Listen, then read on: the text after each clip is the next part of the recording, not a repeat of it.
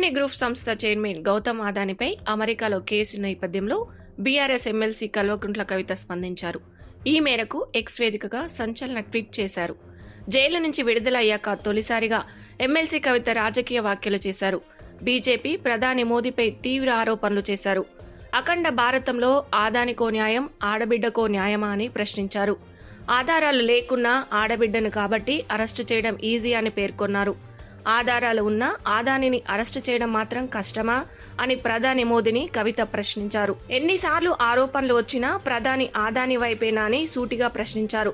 Jail నుంచి విడుదలయ్యాక తొలిసారి కవిత X వేదికగా రాజకీయ వ్యాఖ్యలు చేయడం హాట్ టాపిక్ గా మారింది. పొలిటికల్ గా రీ ఎంట్రీ ఇవ్వబోతున్నారని సంకేతాలు ఇస్తున్నట్లు పార్టీ శ్రేణుల్లో చర్చనీయాంశంగా మారింది. ఈ నేపథ్యంలోనే తాజా ట్వీట్ వైరల్ గా మారింది.